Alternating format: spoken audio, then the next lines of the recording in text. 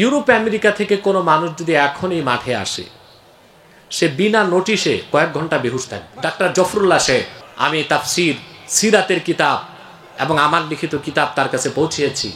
আল্লাহর দ্বীনের দাওয়াত আমরা যদি দেশের বিবেক যারা তাদের কাছে পৌঁছাতে পারি, তারা ঠিক, দেশ ঠিক। ঠিক কেন? দাওয়াতি মানহাজকে আমাদের ভালো করে চিন্তা করতে হবে, ঠিক কিনা? আর বর্তমান করুণ পরিস্থিতিতে বাংলাদেশে আমার একটা স্লোগান খুব গ্রহণ করছে মানুষ, মাসলাক যার যার, ইসলাম সভা। যদি এই নীতিতে না আসেন তাহলে ঘর সামলাতে পারবেন না। ঘর যদি সামলাতে না পারেন তাহলে কেউ তো ভালো থাকবেন না। কেউ যদি ভালো না থাকতে পারেন তাহলে আর ঝগড়া করবেন কখন? টুপি নিয়ে আর জুব্বা কুর্তা নিয়ে। এটা করতে তো শান্তিতে বসতে হবে নাকি? এখন আমাদের দেশে যারা উলামায়ে কেরাম আছেন, বিশেষ করে আমার অনেক সুন্নি ভাই আছেন যারা আমাকে ওহাবি বলতেছে, এখন তাদের চিন্তাটা বাসিরাত নাই, দূরদর্শিতা নাই, দৃষ্টিটা খুব কাছে। আমাদের দৃষ্টিটা দূরে নিতে হবে। বাংলাদেশ যদি টিকাতে পারি, আমার মাসলাক থাকবে, আপনারটাও থাকবে। বাংলাদেশটাই যদি ধ্বংস হয়ে যায়, বিশ্ব মানচিত্র থেকে মুছে দেবার চক্রান্ত করছে ইহুদি খ্রিস্টান আগ্রাসী সৈন্য, তা প্রতিরোধ করার জন্য নতুন শপথ নিতে হবে আমাদেরকে। ইসলামের সুমহান স্বার্থ রক্ষায়, মুসলমানের ইজ্জত রক্ষায়, লক্ষ লক্ষ মুসলমানের রক্তে অর্জিত স্বাধীন বাংলাদেশের স্বাধীনতা রক্ষায় 47-এর মতো, 52-এর মতো, 71-এর মতো মুসলমানকে আরেকবার রক্ত দেবার প্রস্তুতি নিতে হবে। আজ যারা জ্ঞান পাপী, বুদ্ধিজীবী নামের বুদ্ধি প্রতিবন্ধী, দুনিয়ার সমস্ত বিজ্ঞান দর্শন তারা পড়ছে, আল্লাহর কোরআন থেকে তারা বঞ্চিত। কারণ আল্লাহ রাব্বুল আলামিন তাদের অন্তর চক্ষুকে অন্ধ করে দিয়েছে। এজন্য কোরআনের নূর দেখতে পায় না। চোখ আছে, আসলটা নাই। ওয়ালাকিন তা'মাল কুলুবুল্লাতী ফিস সুদূর, এই সিনার মধ্যে যে চোখ আছে, কি আছে, ওইটা অন্ধ, এই জন্য দেখতে পায় না। আমি অনেক বুদ্ধিজীবীকে বিতর্কে বলেছি, আপনারা দেখছেন হয়তো বা, আর না দেখে উপায় নাই। বাংলাদেশে এই 3টা লাইভ শোর চেয়ে আলোচিত কোনো লাইভ শো স্বাধীনের আগেও হয়নি, পরেও হয়নি, এখনো হয়নি। যদি আল্লাহর হুকুমে ভবিষ্যতে আবার হয়। আর বুদ্ধিজীবীদের না, এখন আসলে কেউ আসতেও চায় না। আব্বাসী নাম শুনে বলে না, ওনার সাথে বসবো না, অন্য কাউকে দেখেন। আমরা তো দরদে, আদরে, মহব্বতে তাদেরকে বুঝাবার চেষ্টা করছি, এখন তারা বুঝতেও চায় না। তার মানে বিচার মানি তাল গাছ আমার, 2 দোকানে কত, ওরা বলবে 3, কি বলবে 2 দোকানে 4, ওরা বলে 3, 2 2 ওরা বলে 3, বিচার মানি তাল গাছ আমার। সবচেয়ে সংকীর্ণ মনা আমি দেখেছি কোরআন হাদিস শূন্য বুদ্ধিজীবীদেরকে। কনজাস্টেড কোরআন কারীমে এমন বিজ্ঞান এখনো আছে যে বিজ্ঞানকে খুঁজে পেতে আরো 1500 বছর লাগবে। সুবহানাল্লাহ বলবেন না? কত হাজার বছর লাগবে? বরং আমি বলি, বর্তমান বিজ্ঞান প্রযুক্তি যেখানে যে শেষ, আল্লাহ তাআলা সৃষ্ট ক্ষুদ্র ইতর প্রাণীর প্রযুক্তি সেখানে শুরু। আমাদের বাংলাদেশে আমরা সুবিধাবাদী পীরমা শেখ বক্তার একটা অর্থ বের করছি, হিকমত অর্থ কৌশল। অর্থাৎ আল্লাহ বলছেন কৌশলে ওয়াজ করো, চাকরি বাঁচাও, পিঠ বাঁচাও। এটা হিকমতের অর্থ নাকি?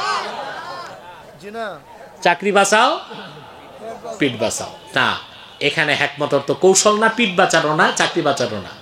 ইমাম রাজি তাফসির কবিরে ব্যাখ্যা করেছেন, এইখানে এই আয়াতের হিকমত অর্থ তিনি করেছেন লা রাইবা আন্নাল হিকমাতা হিয়াল হুজ্জাহ।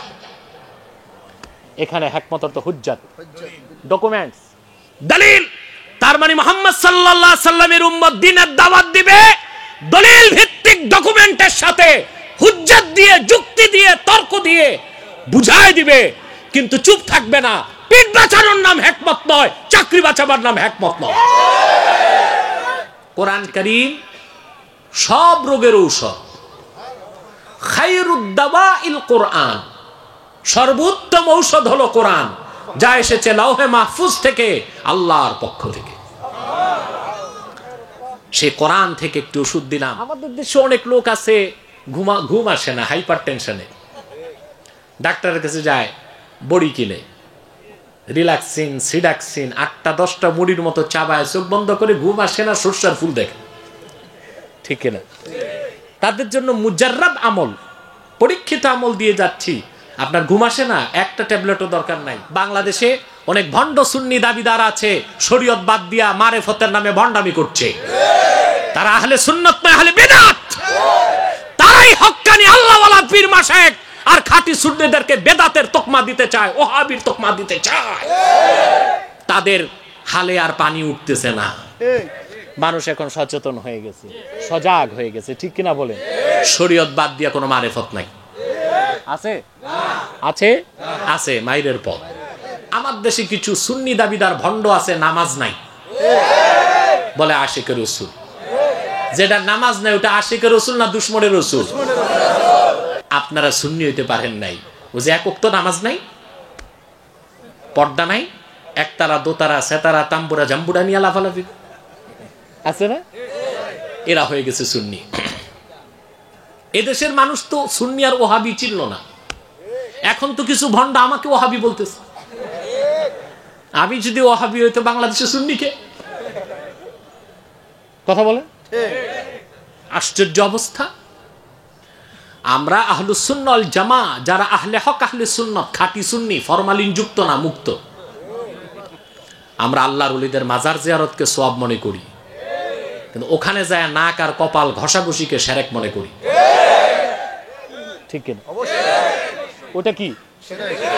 ওই শিরকের সাথে খাঁটি সুন্নির সম্পর্ক নাই। ইয়াসিন এটা প্রিয় রাসূলের একটা নাম, সুবহানাল্লাহ বলবেন না? অর্থ কি? ইয়া সাইয়্যিদাল বাশার। আল্লাহ রাসূলকে ইয়া মুহাম্মদ বলে ডাকেন নাই? ইয়া সাইয়্যিদাল বাশার, হে মানব জাতির নেতা বলে ডাক দিয়েছেন। সুবহানাল্লাহ, সুবহানাল্লাহ, সুবহানাল্লাহ। আফসোস আমরা মুসলমান রাসূলুল্লাহ সম্মান মর্যাদা বুঝলাম না।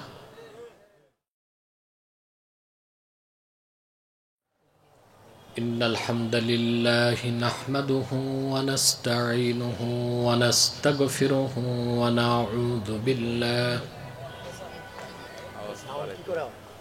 নাউযু বিল্লাহি মিন শুরুরি আনফুসিনা ওয়া মিন সাইয়্যাতি আ'মালিনা। من يهده الله فلا مضل له ومن يضلله فلا هادي له ونشهد أن لا إله إلا الله وحده لا شريك له ونشهد أن سيدنا وحبيبنا ومولانا محمدا عبد الله ورسوله صلى الله عليه وعلى آله وصحبه وسلم الذي أكمل الله به قصر النبوة أي ختم الله به النبوة وحكما لا نبي بعده وأعلن في القرآن بالبرهان أن محمدا صلى الله عليه وسلم خاتم النبيين والمرسلين الذي أرسله بالحق بشيرا ونذيرا وداعيا إلى الله بإذنه وسراجا منيرا. فقد قال الله تعالى في كلامه المجيد والفرقان الحميد: أعوذ بالله من الشيطان الرجيم. بسم الله الرحمن الرحيم. ياسين والقرآن الحكيم إنك لمن المرسلين على صراط مستقيم. صدق الله العظيم وصدق رسوله النبي الكريم ونحن على ذلك من الشاهدين والشاكرين والحمد لله رب العالمين إن الله وملائكته يصلون على النبي يا أيها الذين آمنوا صلوا عليه وسلموا تسليما اللهم صل على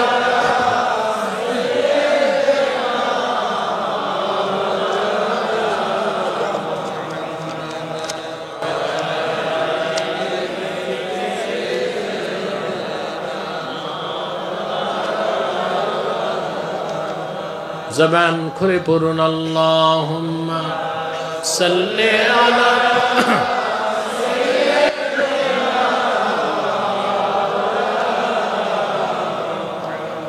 وعلی آل سیدنا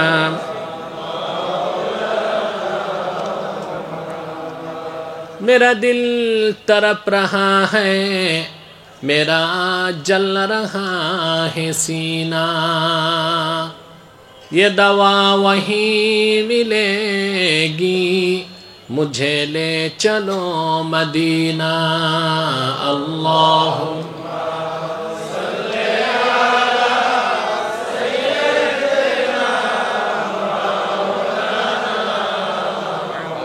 وعلى آل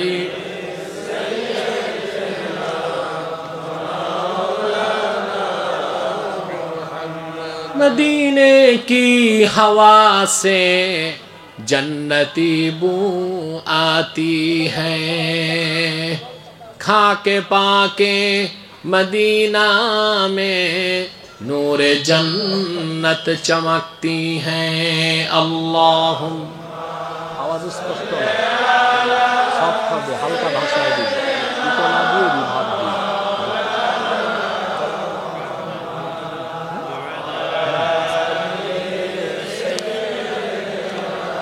সাউন্ড সিস্টেম ভালো রাখেন না কেন মুহাম্মাদুন রাসূলুল্লাহ সাল্লাল্লাহু আলাইহি ওয়াসাল্লাম খাতামাল্লাহু বিহিন নবুওয়া وحكما لا نبي بعده بلغ العلا بكماله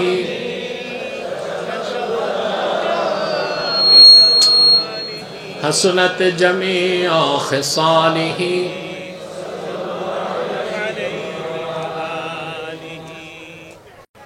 সবটুকুন শুকরিয়া আল্লাহ সুবহানাহু ওয়া তাআলার জন্য যেটা আমাদেরকে ভয়াবহ করোনা পরিস্থিতিতে বিপর্যস্ত যখন পৃথিবী ঠিক সে সময় একটি আধ্যাত্মিক মার্কাজে আশার অবসর তৌফিক দান করেছেন সেজন্য আসুন আমরা সকলে একবার অবনত চিত্তে হৃদয়ের আবেগ শ্রদ্ধা ভালোবাসা উজাড় করে সমবেত কণ্ঠে বলি আলহামদুলিল্লাহ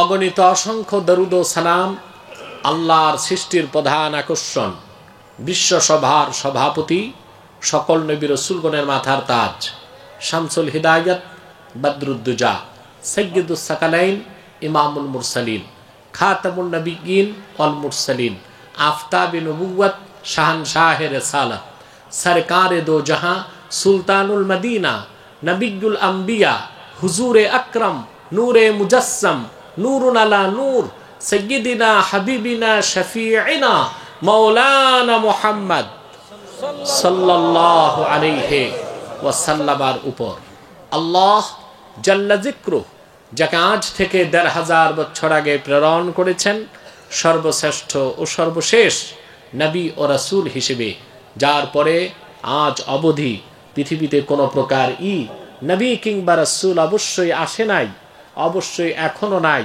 অবশ্যই কিয়ামত পর্যন্ত আসবে না। সম্মানিত সুধী, সময় কত এখন? ইয়া আল্লাহ, এত রাত হয়ে গেছে। আমি খুব ক্লান্ত আজকে। আমার দিনে মাহফিল ছিল অনেক দূর মৌলভীবাজারে, ওটা শেষ করে আমি ঢাকায় এসে পৌঁছলাম মাগরিবের আগে। মাগরিবের পর ছিল দারুল রাশাদে, সেটা ছিল এমনিতে একটু সাক্ষাৎ। ওখান থেকে আমি আপনাদের এখানে এসেছি। তা আসতে আগে এসেছি, কিন্তু আমাকে বসতে হয়েছে বেশি সময়। দরবারের মাহফিল তো, অনেক আলোচক থাকেন, তাদেরকে সুযোগ করে দিতে হয়। তবে আমি খুবই ক্লান্ত, সারাদিন তো বাইরে। তা আমি খুব কম সময়ে কিছু কথা আপনাদের শোনাবো ইনশাআল্লাহ। সূরা ইয়াসিন থেকে প্রথম 4টি আয়াত আমি তেলাওয়াত করেছি খুব সংক্ষেপে। এই 4খানা আয়াতকে কেন্দ্র করে নির্ভরযোগ্য মুফাসসির ও মুহাদ্দিসগণের দৃষ্টিকোণ থেকে কিছু কথা আপনাদের সামনে তুলে ধরার চেষ্টা করব। যদি আল্লাহ পাক আমাকেও আপনাদেরকে তৌফিক দান করেন, বলুন আল্লাহুম্মা আমিন। প্রিয় ভাই বন্ধুগণ, আপনারা এখানে যারা এসেছেন, ভূমিকাতে একটি কথাই বলবো। এখানে আসার পেছনে পার্থিব জাগতিক রাজনৈতিক কোনো স্বার্থ নেই। আমরা এসেছি শুধুমাত্র আল্লাহ তার হাবিবের রেজামান্দি হাসিল করার জন্য, ঠিক কিনা? ভূমিকাতে যে কথাটি বলবো, ইউরোপ আমেরিকা থেকে কোনো মানুষ যদি এখন এই মাঠে আসে, সে বিনা নোটিশে কয়েক ঘন্টা বেহুশ থাকবে। সে বিশ্বাস করতে পারবে না যে বাংলাদেশে করোনা পরিস্থিতিতেও হাজার হাজার লোক একত্রিত হয়ে কোরআন হাদিস শোনে। বিশ্বাস করবে? গ্রেট ব্রিটেনে প্রতিদিন 15 থেকে 1700 মানুষ করোনায় মারা যাচ্ছে। আমেরিকায় 3.5 থেকে 4,000 মানুষ মারা যাচ্ছে। 10টি মাস সময় চলে গেল, বাংলাদেশে 10,000 মানুষও মরে নাই। কি তার মূলভূত কারণ আমরা কি খুঁজেছি? এটা কি আমাদের সরকারের কৃতিত্ব না মেডিকেল সায়েন্সের? এর মূলভূত কারণ আল্লাহর কোরআনের বরকত। কারণ আরব বিশ্বকে বাদ দিলে পৃথিবীর কোথাও এত মাহফিল হয় না বাংলাদেশে যত হয়, ঠিক কিনা? আর আল্লাহ তাআলার নিজাম হচ্ছে, যেখানে ঈমান থাকবে, তওবা থাকবে, ওখানে বরকতের দরজা খুলতে থাকে। রহমত বরকত যেখানে থাকে, আযাব গজব সেখানে আসতে পারে। বলবেন ঈমান কিভাবে? ঈমানের চর্চা কেন হয়? প্রত্যেকটি মাহফিলে কোরআন কারীম থেকে আলোচনা হয়, আর কোরআন কারীমের আলোচনা শুনলেও ঈমান বাড়ে, শোনালেও ঈমান বাড়ে। তবে একটা কথা মনে রাখবেন, ঈমান বাড়া কমার অর্থ কি? একজন আলোচক বলেছেন, ভিজি সাহেব বলেছেন যে আল ঈমানু ইয়াজিদু ওয়া ইয়ানকুস, ঈমান বাড়ে কমে। এটা ইমাম আজমের মত না, এটা ইমাম বুখারী, আহমদ বিন হাম্বল তাদের মত। ইমাম আজম বলেছেন ইন্নাল ঈমানা লা ইয়াজিদু ওয়া লা ইয়ানকুস, ঈমান বাড়েও না কমেও না। আহমদ বিন হাম্বল, ইমাম বুখারী, ইমাম জুহরি, দাউদ জাহিরি তারা বলেছেন ইন্নাল ঈমানা ইয়াজিদু ওয়া ইয়ানকুস, ঈমান বাড়ে কমে। দুই কথায় কোনো বৈপরীত্য নাই। ইমাম আজমের কথার উদ্দেশ্য ইন্না আসলাল ঈমান লা ইয়াজিদু ওয়া লা ইয়ানকুস, ঈমানের মূল বাড়েও না কমেও না। ওয়ালাকিন্না নূরাল ঈমান ইয়াজিদু বিত্তাআত ওয়া ইয়ানকুসু বিল মাসিয়াত, কিন্তু নেক আমলের দ্বারা ঈমানের নূর বাড়ে, বদ আমল করলে নূর কমে। এই অর্থে ঈমান বাড়ে কমে, মূল ঈমান বাড়েও না কমেও না। এটা হচ্ছে আহলুস সুন্নাহ ওয়াল জামাতের মুস্তাহকাম কওল। প্রিয় বন্ধুরা, তো যখন মানুষ কোরআন হাদিস শোনে তো ঈমান বাড়ে, এটা আমার কথা না। সহিহ বুখারীতে কিতাবুল ঈমানের তারজামাতুল বাবে হযরত মুআজ বিন জাবাল থেকে ইমাম বুখারী একটা উক্তি এনেছেন। হযরত মুআজ বিন জাবাল রাদিয়াল্লাহু তাআলা আনহু ওনার ছাত্র আসওয়াদ বিন হেলালকে ডাক দিয়ে বললেন, ইজলিস বিনা নুমিন সাআতান, আসো আমরা একটু বসি, কোরআন হাদিস শুনি এবং শোনাই। ইমানটাকে বাড়ায়। কোরআন হাদিস শুনলেও ইমান বাড়ে, শোনালেও সুবহানাল্লাহ। তাহলে আমাদের ইমান বাড়তেছে। বাংলাদেশে যত মাহফিল হবে জনগণের ইমান তত বাড়বে। আর মানুষ যখন মুনাজাত করে বাড়ি যায় তখন হয় তওবা। কি হয়? সুবহানাল্লাহ। মুনাজাতের চেয়ে তওবার কোন উত্তম পদ্ধতি আমি খুঁজে পাই নাই। আপনারা কি বলেন? ঈমান আর তওবা যখন এক হয় বরকতের দরজা খুলতে থাকে। কোরআন কারীমে আল্লাহ তাআলা বলেছেন, ওয়ালাউ আন্না আহলাল কুরা আমানু ওয়াত্তাকাউ লাফাতাহনা বারাকাতিম মিনাস সামাই ওয়াল আরদ। যদি জনপদের মানুষগুলো ঈমান আনয়ন করতে এবং তওবা করত, ওয়াত্তাকাউ মানে তাবু, তওবা করত, আমি আল্লাহ তাদের জন্য আকাশ ও জমিনের বরকতের সব দরজাগুলো খুলে দিতাম। তাহলে মাহফিল যত হবে ঈমান বাড়বে, তওবা হবে। ঠিক কি না? ঈমান বাড়বে, তওবা বাড়বে, বরকত ও রহমতের দরজা খুলতে থাকবে। আর বাংলাদেশে এত বেশি মাহফিল হয় বলেই করোনার গজব থেকে বাংলাদেশ রক্ষা পেয়েছে। সেজন্য প্রশাসনকে আমার করজোর অনুরোধ, সমগ্র বাংলাদেশে মাহফিলগুলোর অনুমতি দিয়ে দেওয়া হোক, মাদ্রাসাগুলোকে খুলে দেওয়া হোক, সিনেমা হলগুলো বন্ধ করে দাও, নাইট ক্লাবগুলো বন্ধ করে দাও, মদের বারগুলো বন্ধ করে দাও। সমগ্র বাংলাদেশ আল্লাহর রহমতে ভাসতে থাকবে ইনশাআল্লাহ।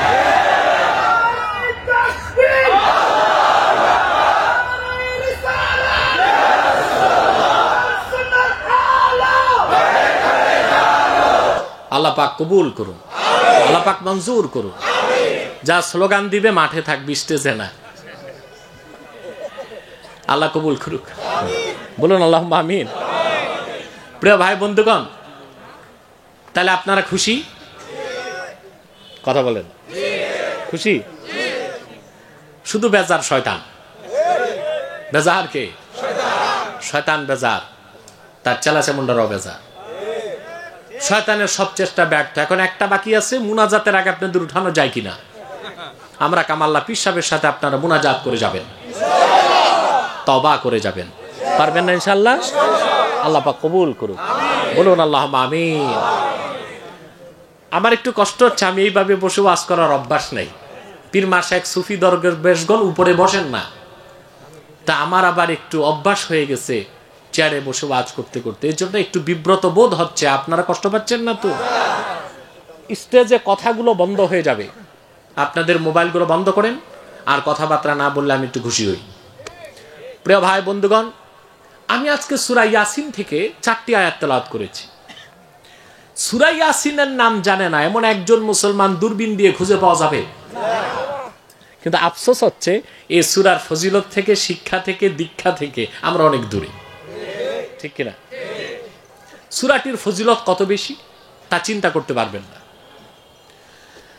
আল্লাহর হাবিব ইরশাদ করেছেন, ইন্না লিকুল্লি শাইইন কলবান ওয়া ইন্না কলবাল কুরআনি সূরাতু ইয়াসিন।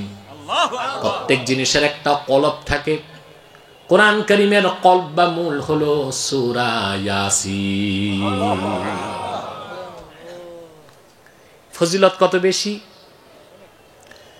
আল্লাহর হাবিব ইরশাদ করেছেন, কেউ যদি সকালে একবার সূরা ইয়াসিন তেলাওয়াত করে সারাদিন সে চিন্তা মুক্ত থাকবে, বিপদ মুক্ত থাকবে, তার হৃদয়ে আনন্দের ঢেউ বইতে থাকবে। রাতে যদি একবার পড়ে সারা রাত চিন্তা মুক্ত, বিপদ মুক্ত, আনন্দে থাকবে। আর আল্লাহ পাক তাকে লাজ্জাতুন নওম, ইয়াসিন সূরা পড়ে যদি ঘুমায়, আল্লাহ পাক ঘুমের মধ্যে তারে বেহেশতের মজা দিবে। লাজ্জাতুন নওম, ঘুমের স্বাদ, এটা বহুত বড় নেয়ামত। ঠিক কিনা? আমাদের দেশে অনেক লোক আছে ঘুম আসে না, হাইপার টেনশনে ডাক্তারের কাছে যায়, বড়ি কিনে, রিল্যাক্সিন, সিডাক্সিন 8টা-10টা মুড়ির মতো চাবায়, চোখ বন্ধ করে, ঘুম আসে না, সরষার ফুল দেখে। ঠিক কিনা? তাদের জন্য মুজাররাব আমল, পরীক্ষিত আমল দিয়ে যাচ্ছি। আপনার ঘুম আসে না, একটা ট্যাবলেটও দরকার নাই, এশার নামাজ পড়ে বিছানায় 11 বার দরুদ সালাম পড়ে একবার সূরা ইয়াসিন পড়েন, কখন যে আপনি ঘুমের সাগরে ভেসে যাবেন নিজেও টের পাবেন না। আমলটা করবেন সবাই। দুইটা সমস্যা আছে, একদল লোক আছে চিন্তা করতেছে নামাজই তো পড়ি না, ঠিক কিনা? আরেক দল আছে যে পড়াশোনা আছে, কোরআন শরীফ পড়তে পারি না। নামাজটা ধরে ফেলবেন, আর কোরআন কারীম শিখার কোনো বয়স নাই। আপনারা দেখেছেন সোশ্যাল মিডিয়াতে ডক্টর জাফরুল্লাহ চৌধুরী, ডক্টর জফরুল্লাহ শেখ, তিনি আমার সাথে লাইভ শোর পরে আলহামদুলিল্লাহ তওবা করেছেন, কোরআন কারীম পড়ার জন্য কায়দা পড়তেছেন। আলহামদুলিল্লাহ বলবেন না? আমি তাফসীর, সিরাতের কিতাব এবং আমার লিখিত কিতাব তার কাছে পৌঁছিয়েছি। আল্লাহর দ্বীনের দাওয়াত আমরা যদি দেশের বিবেক যারা তাদের কাছে পৌঁছাতে পারি, তারা ঠিক, দেশ ঠিক, ঠিক কিনা? দাওয়াতি মানহাজকে আমাদের ভালো করে চিন্তা করতে হবে, ঠিক কিনা? আর বর্তমান করুণ পরিস্থিতিতে বাংলাদেশে আমার একটা স্লোগান খুব গ্রহণ করছে মানুষ, মাসলাক যার যার, ইসলাম সবার। যদি এই নীতিতে না আসেন তাহলে ঘর সামলাতে পারবেন না। ঘর যদি সামলাতে না পারেন তাহলে কেউ তো ভালো থাকবেন না।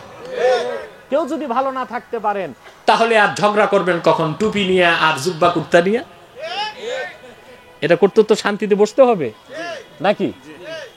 আমার প্রিয় ভাই বন্ধুগণ, তাহলে কোরআন কারীম শিখবেন, যদি পড়তে না পারেন নামাজ ধরবেন, সূরা ইয়াসিন পড়বেন, সকালে একবার, রাতে একবার। আপনি মনে রাখবেন একটি কথা, আপনি যে তরিকারই মুরিদ হন, আল্লাহর কোরআন তেলাওয়াতের চেয়ে বড় কোনো জিকির নাই, আছে? আল্লাহর প্রিয় রাসূল বলেছেন, আমার উম্মত 10টি আয়াত তেলাওয়াত করলো না 24 ঘন্টায়, কুতিবা বিনাল গাফিলিন, গাফেলের খাতায় তার নাম উঠে যায়। যে 100 আয়াত পড়লো, কুতিবা মিনাল আবিদিন, আবেদের খাতায় তার নাম উঠে যায়। যে 200 আয়াত পড়লো, কুতিবা বিনাল কানিতিন, আল্লাহর ওলির খাতায় তার নাম উঠে যায়। 200 পড়বো, না হলে 100, কমসে কম 10, কমসে কম 10টি আয়াত পড়বেন। মোটেও পারেন না, সূরা ইখলাস 3 বার পড়ে নেবেন। তারপরও প্রতিদিন একটু একটু তেলাওয়াত করার অভ্যাস আমাদের মধ্যে থাকতে হবে, ঠিক না বলেন? তাহলে আমাদের যাদের ঘুম আসে না, ঔষধ পেয়েছি? কথা বলে না? ওষুধের নাম কি? সুবহানাল্লাহ, সুবহানাল্লাহ। ইবনু মাজাতে একটা পরিচ্ছেদ আছে, বাবুল ইস্তিশফা বিল কোরআন, কোরআনের দ্বারা আরোগ্য লাভ। সেখানে রাসূলুল্লাহর হাদিস এসেছে, সুবহানাল্লাহ, সুবহানাল্লাহ। কোরআন কারীম সব রোগের ঔষধ। খায়রুদ দাওয়াইল কোরআন, সর্বোত্তম ঔষধ হলো কোরআন, যা এসেছে লাওহে মাহফুজ থেকে, আল্লাহর পক্ষ থেকে। সেই কোরআন থেকে একটু ওষুধ দিলাম, সূরা ইয়াসিন পড়বেন, ঘুম আসবে, বিপদমুক্ত থাকবেন, শান্তিতে থাকবেন, আনন্দে ভাসবেন। সুবহানাল্লাহ বলবেন না? প্রিয় ভাই বন্ধুগণ, এবার চলেন ব্যাখ্যা শুনি একটু, যেহেতু আমার সময় খুব কম, আমাকে দ্রুত যেতে হবে এখান থেকে নারায়ণগঞ্জ। আর বেশি সময় কম কথা শোনার চেয়ে কম সময় বেশি কথা শোনা ভালো। কি বলেন আপনার? সময় কম কথা এটা ভালো না? সময় বেশি কথা কম, তাতে লাভ নাই।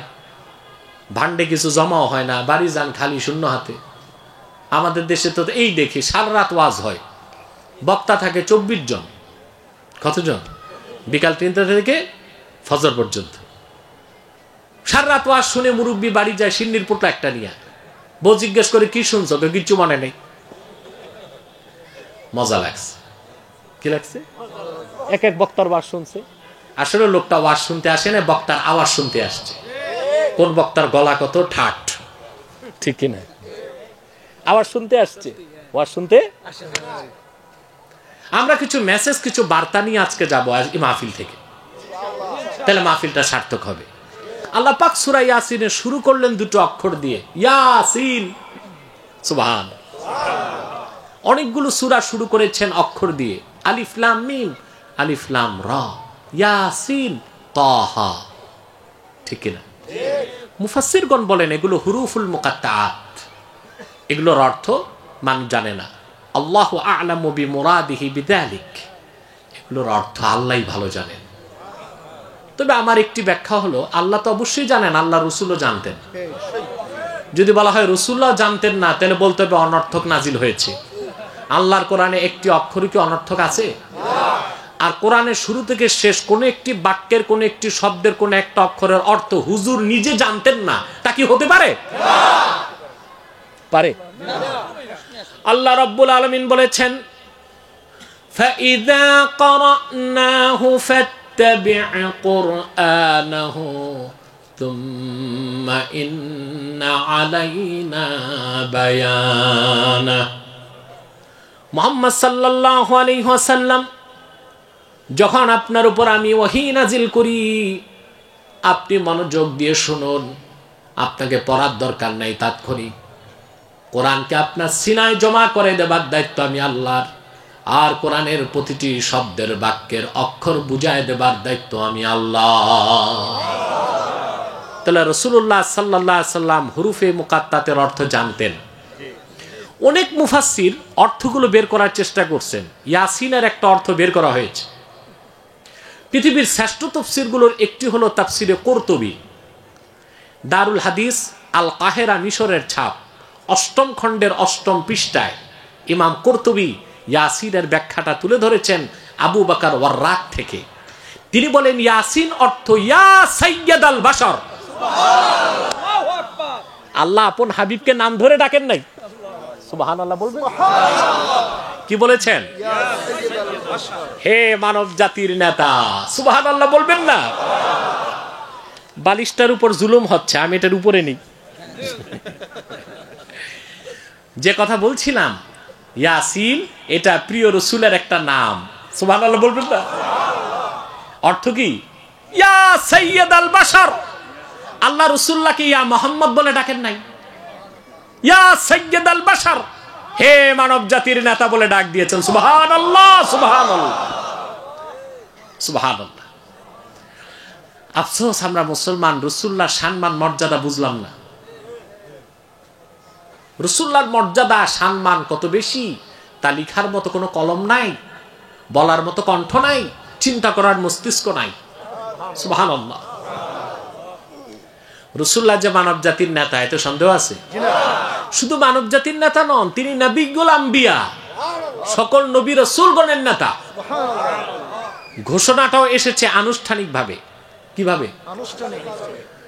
হাদিস সাক্ষী হযরত মালিক বিন সাআ রাদিয়াল্লাহু তাআলা আনহু বর্ণনা করেছেন, আল্লাহর হাবিব আরশে আজিমের মেহমান হয়ে যখন রওনা হলেন মেরাজের রাতে, মক্কা থেকে তিনি যখন বাইতুল মুকাদ্দাসে গেলেন, রাসূলুল্লাহর সম্মানে আদম থেকে ঈসা লক্ষাধিক নবী দাঁড়ায় আছেন। বাইতুল মুকাদ্দাসে আল্লাহর হাবিব প্রবেশ করলেন।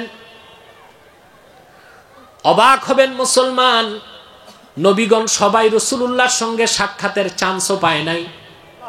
কোরআন কারীমে বর্ণিত উলুল আজম 25 জন নবী শুধু রাসূলুল্লাহর সঙ্গে দেখা করার সুযোগ পেয়েছে।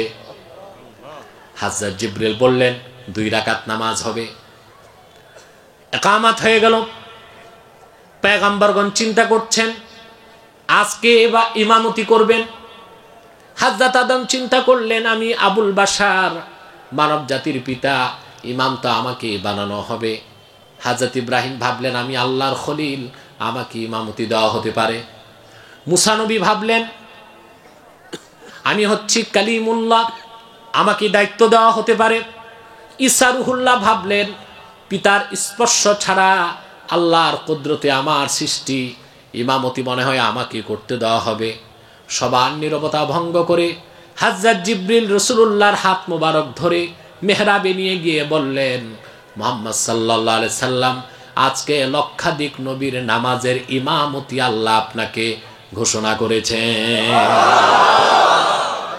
রাসূল করিম সাল্লাল্লাহু আলাইহি ওয়াসাল্লাম শুধু মানব জাতির নেতা নন, আদম থেকে ঈসা সমস্ত নবীর নেতা, সমস্ত নবীগণের নবী। সেজন্য রাসূলুল্লাহকে বলা হয় নবিয়ুল আম্বিয়া। বলেন সুবহানাল্লাহ। আল্লাহ পাক রাসূলুল্লাহর নাম নিলেন ইয়াসিন, অর্থ ইয়া সাইয়্যিদাল বাশার। অবাক হবেন মুসলমান, কোরআন কারীমে অন্য নবীদের আল্লাহ নাম ধরে ডাকছেন, রাসূলুল্লাহকে নাম ধরে ডাকেন নাই। সবাইকে কি ধরে ডাকছেন? জোরে বলবেন না ভাই? আমি দৃষ্টান্ত দিচ্ছি। হযরত আদমের প্রসঙ্গে আল্লাহ তাআলা বলেন, আল্লাহ তাকে নাম ধরে ডাকলেন, ওয়াকুলনা ইয়া আদামু উসকুন আনতা ওয়া যাওজুকাল জান্নাতা ওয়া কুলা মিনহা রাগাদা ইয়া ইয়াহইয়া খুযিল কিতাবা বিকুওয়া ওয়া আতাইনাহুল হুকমা সাবিয়্যা। আল্লাহ পাক হযরত ইয়াহইয়াকে বলেছেন, ইয়াহইয়া কিতাব শক্তভাবে ধরো। সুবহানাল্লাহ বলবেন না? আদম থেকে ঈসা পর্যন্ত নবীগণকে, রাসূলগণকে আল্লাহ পাক নাম ধরে ডাকলেন, কিন্তু কোরআন কারীমে আখিরি নবী, নবীগণের সরদার মুহাম্মদ সাল্লাল্লাহু আলাইহি ওয়াসাল্লামকে আল্লাহ ইয়া মুহাম্মদ বলে ডাকলেন না, মহব্বতের সাথে নাম ধরে অন্য অন্য নামে ডাকলেন। ইয়াসিন, ইয়া সাইয়্যিদাল বাশার, তাহা তাহের পবিত্র, মুজাম্মিল কামলিওয়ালা, মুদ্দাসির চাদর আবৃত। সুবহানাল্লাহ বলবেন না? আল্লাহু আকবার। এর একমাত্র কারণ আল্লাহ আপন হাবিব মুহাম্মদ সাল্লাল্লাহু আলাইহি ওয়াসাল্লামের আরশচুম্বী মর্যাদার প্রকাশ করেছেন। ঠিক কি না? মুসলমান, রাসূলুল্লাহর মহব্বত রাখা যেমন ফরজ, রাসূলুল্লাহর আজমত অন্তরে রাখাও ফরজ। ঠিক কিনা? মহব্বতে ঘাটতি হবে, ঈমান নষ্ট হবে। আজমতে ঘাটতি হবে, ঈমান নষ্ট হবে। আমার ভাইরা, রাসূলুল্লাহর তাজিম আজমাত কতটুক তা চিন্তা করতে পারবেন না। আজ বাক স্বাধীনতার নামে আর মত প্রকাশের নামে যখন তখন রাসূলুল্লাহর শানে বেয়াদবি করা হয়, হচ্ছে কিনা? তারপর দাস করা হবে না বাংলাদেশে। বাক স্বাধীনতা, মত প্রকাশের বাউন্ডারি যদি পার করা হয়, জবান ছেড়ে ফেলা হবে। আল্লাহ রাসূলের শানে বেয়াদবি বরদাস্ত করা হবে না, হবে না, হবে না।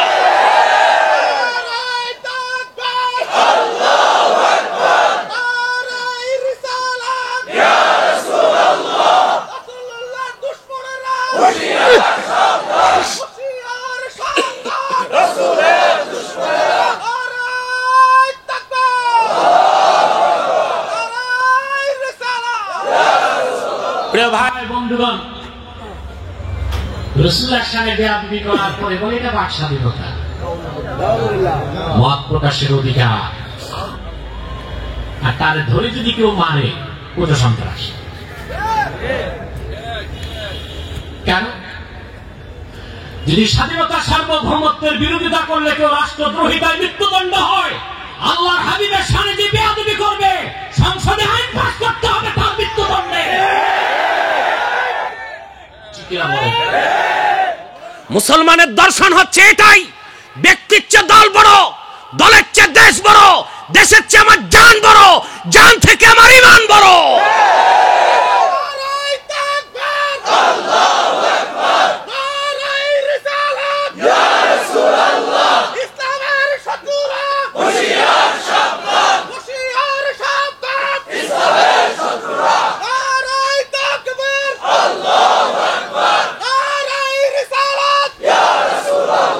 আমার প্রিয় ভাই বন্ধুগণ, আল্লাহর শানে কেউ বেয়াদবি করলে সে মুরতাদ।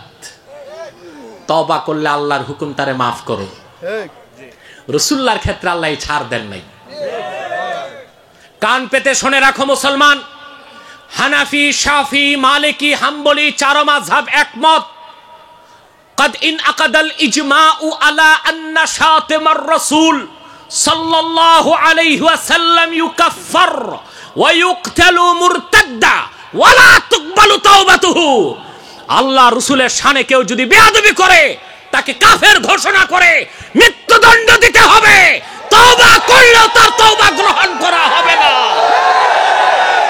নারায়ে তাকবীর, আল্লাহু আকবার, নারায়ে রিসালাত, ইয়া রাসূলুল্লাহ। প্রিয় ভাই বন্ধুগণ, রাসূলুল্লাহর তাজিম ও সম্মান আল্লাহ বুলন্দ করেছেন। কত উপরে আরশে আজিমে, যেখানে আল্লাহর নাম সঙ্গে রাসূলুল্লাহর নাম। কোরআনে যেখানে আল্লাহর আনুগত্যের কথা, সেখানে রাসূলুল্লাহর আনুগত্যের কথা। নামাজে, তাশাহুদে, খুতবায়, নিকাহে, জানাজায়, সব জায়গায় যেখানে আল্লাহর নাম সঙ্গে রাসূলুল্লাহর নাম। শুধু তাই না, আমি একটা তথ্য দিচ্ছি আপনাদেরকে, আল্লাহ তাআলা তাজিমের ক্ষেত্রে, রাসূলুল্লাহর আজমতের ক্ষেত্রে কি আইন করেছে জানেন? সুবহানাল্লাহ। উহুদ যুদ্ধে রাসূলুল্লাহ দুটো দাঁত শহীদ হয়েছিল।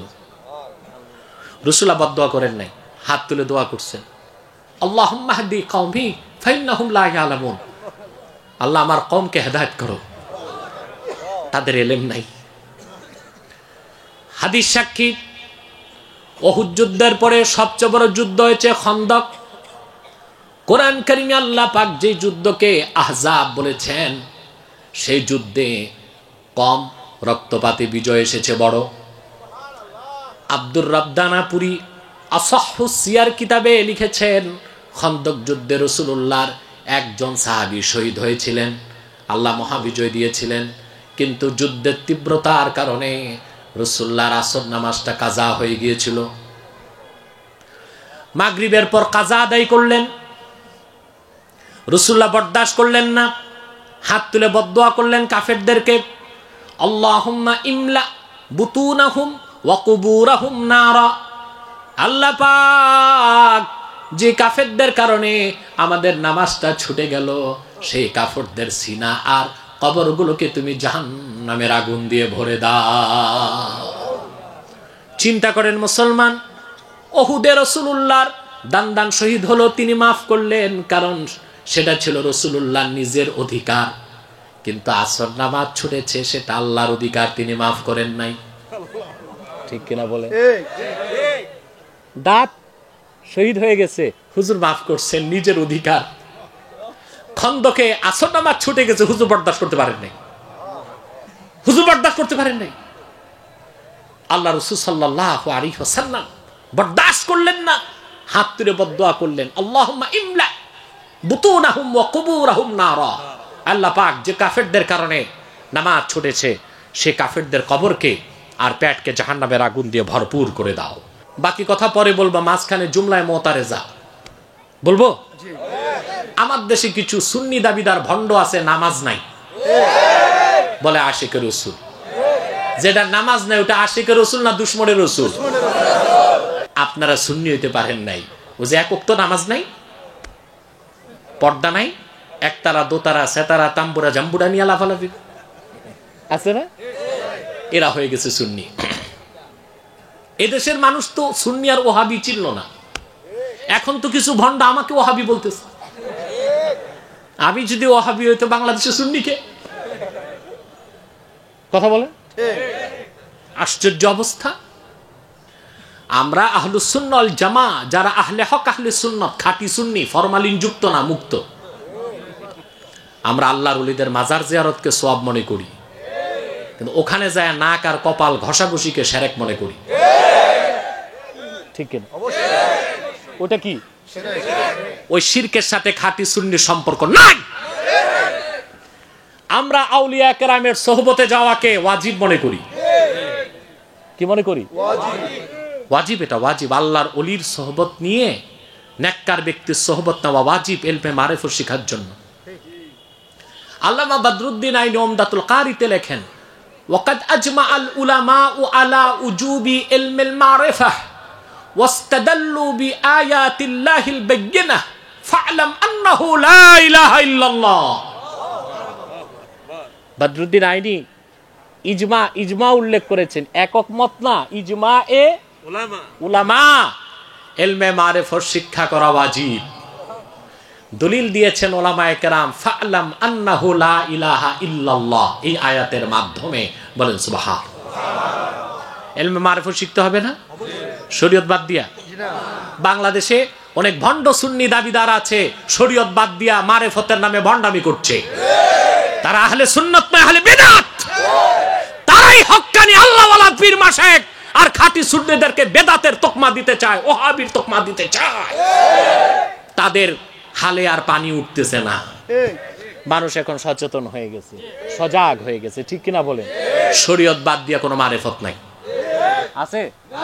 আছে? আছে, মাইরের পথ। শরীয়ত বাদ দিয়া কি আছে? মাইরের পথ। দুধ ছাড়া মাখন হয়? শরীয়ত ছাড়া মারিফত নাই। আওয়ারিফুল মাআরিফে সাহওয়ার্দী রহমতুল্লাহ বলেছেন, আশ-শরিয়াতু কাল্লাবানি ওয়াল মারিফাতু কায-যুবদা, শরীয়ত হচ্ছে দুধের মতো আর মারিফত হলো সেই দুধের মাখনের মতো। দুধ ছাড়া যেমন মাখন হতে পারে না, শরীয়ত ছাড়া মারিফত হতে পারে না। পারে? আরো কিছু কথা রইল, সামনে বলবো। এখন বিষয়টা বুঝার চেষ্টা করি, কি বলেন? প্রিয় ভাই বন্ধুগণ, রাসূল করিম সাল্লাল্লাহু আলাইহি সাল্লাম উহুদ যুদ্ধে দাঁত শহীদ হলো, মাফ করলেন। খন্দকে নামাজ ছুটে গেল, তিনি মাফ করলেন না। তাইলে সেই নামাজ বাদ দিয়া আশিকে রাসূল হওয়া যায়? খাঁটি সুন্নি হওয়া যায়? সম্ভব? আবার আসুন আমি আমার মূল বিষয় ফিরে যাচ্ছি। খন্দক যুদ্ধ শেষ, আল্লাহর পক্ষ থেকে জিবরিল চলে আসলেন, হাদিসে কুদসি নাজিল হয়ে গেল। আল্লাহ পাক তার হাবিবকে ডেকে বললেন, হাবিবি কদ্দামতা হাক্কি আলা হাক্কিক ফাআনা উকদ্দিমু হাক্কাকা আলা হাক্কি। হাবিব, আপনি আমার হককে আপনার হকের উপর প্রাধান্য দিয়েছেন। আপনার হক দাঁত শহীদ হয়েছে, মাফ করেছেন। আমার হক নামাজ ছুটেছে, মাফ করেন নাই। আজ থেকে আমি আল্লাহ নতুন করে আইন করে দিলাম, আজ থেকে আমি আল্লাহ আপনি রাসূলের হককে আমার হকের উপর তুলে ধরব। সেটা কিভাবে? ফামান তারাকা সলাতা তুলা উমরিহি লা ইয়াকফুর, যদি আপনার উম্মতের কোনো মানুষ সারা জীবনও নামাজ না পড়ে, সে কাফের হবে না, ফাসেক হবে, জাহান্নামে জ্বলবে, কোনো একদিন জান্নাত পাবে। ওয়ালাকিন মান তাআনা শাওরাতাম মিন শাওরাতিকা ইয়াকফুর, কিন্তু কোন হতভাগা যদি আপনি মুহাম্মদ সাল্লাল্লাহু আলাইহি সাল্লামের একটি চুল মুবারককে নিয়ে মন্তব্য করে, আমি আল্লাহ আইন করে দিলাম সে কাফের হয়ে যাবে। প্রিয় ভাই বন্ধুরা, আল্লাহ তাআলা তার হাবিবকে যে শান, যে মর্যাদা দিয়েছেন তা আমরা চিন্তা করতে পারবো না। আল্লাহ পাক সেজন্য সূরা ইয়াসিনে আপন রাসূলকে নাম ধরে ডাক না দিয়ে ইয়াসিন বলেছেন, যার অর্থ ইয়া সাইয়্যিদাল বাশার, হে মানব জাতির নেতা। বলেন সুবহান।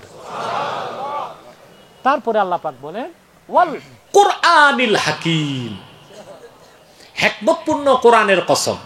এখানে আরেকটা বিষয়, সূক্ষ্ম বিষয়, আল্লাহ কোরআনকে শুধু কোরআন বলতে পারতেন, পারতেন না? হ্যাঁ, একটা সম্মানজনক শব্দ যোগ করেছেন, ওয়াল কুরআনিল হাকিম। সুবহানাল্লাহ বলবেন না? আপনি কোরআন কারীম যদি মনোযোগ দিয়ে পড়েন, দেখতে পাবেন কোরআন কারীমে আল্লাহ পাক কোরআনকে কোথাও শুধু কোরআন বলেন নাই, অধিকাংশ জায়গায় একটি সম্মানজনক শব্দের সাথে উল্লেখ করেছেন। কোথাও কোরআন হাকিম, কোথাও কোরআন মুবিন, কোথাও মাজিদ, কোথাও কারীম। সুবহানাল্লাহ বলবেন না? আর আমরা আজকে কিছু অসতর্ক আলোচক আছেন, কথায় কথায় যারা কোরআন কোরআন বলেন, আছে না? কোরআন কারীমের নামটা সম্মান দিয়ে নিতে পারে না। আবার অনেক বেয়াদব হাঁটুর উপর কোরআন শরীফ রেখে নাড়াচাড়া করে। আহারে বেয়াদব, মহাবিশ্বের বিস্ময়, আল্লাহর শ্রেষ্ঠ কুদরত, রাসূলুল্লাহর শ্রেষ্ঠ মুজিজা তোমার হাতে। তাজিম, সম্মান রাখতে হবে। আজমতে কোরআন না থাকলে কোরআনের ইলম পাওয়া যায় না। যায়? আল্লাহ শুধু কোরআন কোথাও বলেন নাই, কি বলেছেন? আল্লাহ পাক বলেন ইন্নাহু লাকুরআনুন কারীমুন ফি কিতাবিম মাকনুন লা ইয়ামাসসুহু ইল্লাল মুতাহহারুন। কোরআন কে বলেছেন কোরআন কারীম। সুবহানাল্লাহ বলেন। অন্যত্র আল্লাহ তাআলা বলেন বাল হুয়া কুরআনুম মাজিদুন ফি লাওহিম মাহফুজ, বরং এ হলো মহাপবিত্র কোরআন মাজিদ। সুবহানাল্লাহ বলবেন না? কোরআন কারীমকে কোথাও তিনি শুধু কিতাব বলেন নাই, একটা বিশেষণ রাখছেন, একটা সম্মান রাখছেন। আলিফ লাম রা তিলকা আয়াতুল কিতাবিল মুবিন। এটা কিতাবুম মুবিন। সূরা লোকমানে বলেন وَمِنَ النَّاسِ مَن يُجَادِلُ فِي اللَّهِ بِغَيْرِ عِلْمٍ وَلَا هُدًى وَلَا كِتَابٍ مُنِيرٍ। কোরআনকে কিতাব বলেছেন, শুধু কিতাব বলেন নাই, কিতাবি মুনির, এমন এক কিতাব যার পুরাটাই নূর, আলোকবর্তিকা। বলেন সুবহানাল্লাহ। সবকিছুর প্রমাণ কোরআন, কোরআনের প্রমাণ কোরআন নিজে। বলেন সুবহানাল্লাহ। কোরআন প্রমাণ করার কিছু আছে? বলেন আছে? নাই। কোরআন হচ্ছে কিতাবুম মুনির। আমি বসে আছি, আমার চেহারা দেখতেছে যাদের চোখ আছে, ঠিক কিনা? অন্ধ মানুষ দেখবে? কথা বলে না। কোরআন যে নূর, এটা প্রত্যেকটা মানুষের চোখে ধরা পড়বে সে যদি উন্মুক্ত মনে কোরআন কারীমকে পড়ে। সুবহানাল্লাহ বলেন। কিন্তু যদি অন্ধ হয় কেউ, ওই যে কথা আছে না, চোখ থাকিতে অন্ধ কপাল আমার মন্দ, এইরকম যদি হয় তো দেখবে না। কথা বলে না, দেখবে? আজ যারা জ্ঞান পাপী, বুদ্ধিজীবী নামের বুদ্ধি প্রতিবন্ধী, দুনিয়ার সমস্ত বিজ্ঞান দর্শন তারা পড়ছে, আল্লাহর কোরআন থেকে তারা বঞ্চিত। কারণ আল্লাহ রাব্বুল আলামিন তাদের অন্তর চক্ষুকে অন্ধ করে দিয়েছে। এজন্য কোরআনের নূর দেখতে পায় না। চোখ আছে, আসলটা নাই। ওয়ালাকিন তা'মাল কুলুবুল্লাতী ফিস সুদূর, এই সিনার মধ্যে যে চোখ আছে, কি আছে? ওইটা অন্ধ, এই জন্য দেখতে পায় না। আমি অনেক বুদ্ধিজীবীকে বিতর্কে বলেছি, আপনারা দেখছেন হয়তো বা, আর না দেখে উপায় নাই। বাংলাদেশে এই 3টা লাইভ শোর চেয়ে আলোচিত কোনো লাইভ শো স্বাধীনের আগেও হয়নি, পরেও হয়নি, এখনো হয়নি। যদি আল্লাহর হুকুমে ভবিষ্যতে আবার হয়। আর বুদ্ধিজীবীদের না, এখন আসলে কেউ আসতেও চায় না। আব্বাসী নাম শুনে বলে না, ওনার সাথে বসবো না, অন্য কাউকে দেখেন। আমরা তো দরদে, আদরে, মহব্বতে তাদেরকে বুঝাবার চেষ্টা করছি, এখন তারা বুঝতেও চায় না। তার মানে বিচার মানি তাল গাছ আমার। 2 দোকানে কত? ওরা বলবে 3। কি বলবে? 2 দোকানে 4। ওরা বলে 3। 2 2 ওরা বলে 3। বিচার মানি তাল গাছ আমার। সবচেয়ে সংকীর্ণ মনা আমি দেখেছি কোরআন হাদিস শূন্য বুদ্ধিজীবীদেরকে। কনজাস্টেড। বুঝতে পারছেন? মনের মধ্যে উদারতা নাই, উন্মুক্ততা নাই। আমাকে একজন বলেছে আপনারা আর একটু উদার হন। আমি বলেছি সিনা যা দেখেন 54 ইঞ্চি, পুরাটাই মন। আপনাদের জন্য খোলা আছে, আসেন বসেন। শুধু শুধু ইসলামের বিরুদ্ধে অপবাদ দিবেন না। ইসলামকে বুঝার চেষ্টা করুন, চিনার চেষ্টা করুন, ঠিক কিনা বলেন? উপলব্ধি করার চেষ্টা করুন। কথা বুঝতেছেন? তাহলে কোরআন কারীমকে কোথাও আল্লাহ রাব্বুল আলামিন শুধু কিতাব বলেন নাই, কি বলেছেন? কিতাবুম মুনির বলেছেন, কিতাবুম মুবিন বলেছেন, কোরআন কারীম বলেছেন, কোরআন মাজিদ বলেছেন।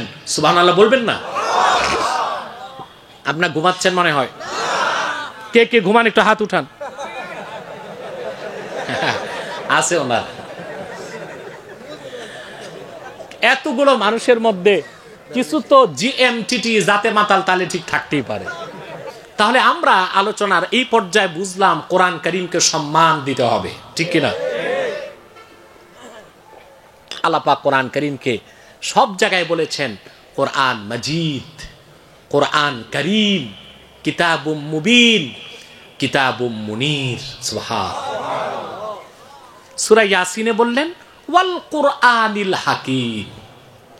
এর অর্থ ওয়াল কুরআনি জিল হিকমাহ, হিকমতপূর্ণ কোরআনের কসম।